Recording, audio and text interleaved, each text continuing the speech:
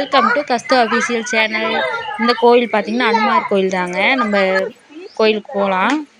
பார்த்திங்கன்னா மேலே அது மலை கோயில், மேலே நடந்தால் போகணும். பாதியில் வந்து சாமி இருக்குது, இங்கே வந்து பெருமாள் இருக்கிறாரு. இதுக்கு மேலே பார்த்திங்கன்னா ராமானுஜர் சிலை இருக்காங்க. மேலே பாதியில் நரகாசுரன் சிலை இருக்குது.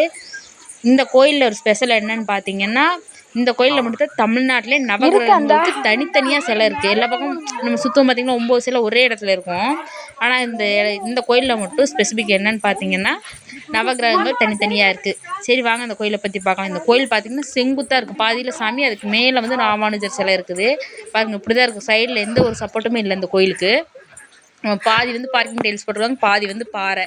போகிறப்ப அங்கங்கே சின்ன சின்ன சாமி, அந்த நவகிரகங்கள் சொன்னேன் இல்லையா, எல்லா சாமியும் வச்சுருக்காங்க. நம்ம கும்பிட்டுட்டு அப்படியே மேலே போயிட்டே இருக்கணும். அப்படியே இருட்டாயிடுச்சு அப்படின்றதுனால மேலே வந்து லைட்டும் இல்லை, போகிறதுக்கு பாதையும் இல்லை. அதனால் ஃபஸ்ட்டு மேலே போய் சாமி கும்பிட்டுட்டு அப்புறம் தான் கீழே பெருமாளுக்கு அபிஷேகம், அதுக்கப்புறம் வந்து பார்த்துக்கலாம் அப்படின்னு போனோம். பாருங்கள் பாதி மலை ஏறையிலே இப்படி ஆயிடுச்சு. இன்னும் அங்கே மேலே ஏறணுங்க. நாங்கள் எந்த ஒரு சைடு சப்போர்ட்டுமே இல்லை. பாருங்கள் இப்படி தான் ஏறிட்டு இருந்தோம். நல்லா குழந்தைங்க பெரியவங்க எல்லாமே நாங்கள் ஏறவே முடியல, அப்படியே மூச்சு வாங்குது. அப்புறம் கீழேருந்து வரையிலே நமக்கு வந்துட்டு நாமம் போட்டு விட்டாங்க. இந்த அவங்க எல்லோரும் நாமம் போட்ட ஃபோட்டோ கிளிப் ஆட் பண்ணியிருக்கேன் பாருங்கள்.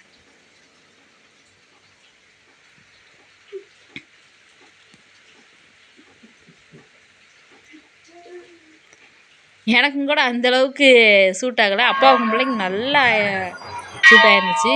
அதுக்கப்புறம் கீழே வந்துட்டு இன்னொரு படிக்கட்டி ஏறி இந்த பக்கம் வந்து பெருமாள் வச்சுருந்தாங்க.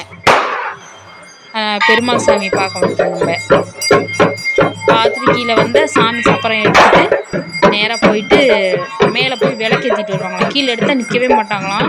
நல்லா ஸ்பீடாக எல்லாருமே ஓடுறாங்க. எப்படி தான் அங்கே போகிறாங்கன்னு தெரியல.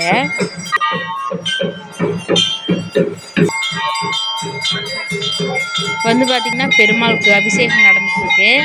பார்த்திங்களா உள்ளே வந்து நம்ம ஒவ்வொரு சிலையை இப்போ தான் மேலே போயிட்டு வந்துட்டோம்ல, பாருங்கள் நடுவில் இப்படி இருக்குது பாறை.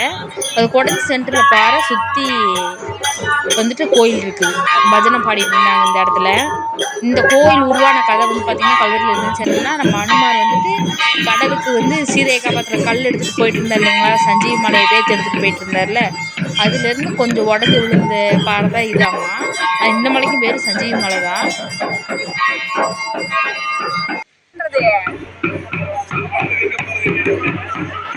ஒரு வழியாக சாமியெல்லாம் கூப்பிட்டாங்கன்னா அன்னதானம் கொடுத்தாங்க, போய் சாப்பிட்டு வேலைக்கு வந்துட்டாங்க.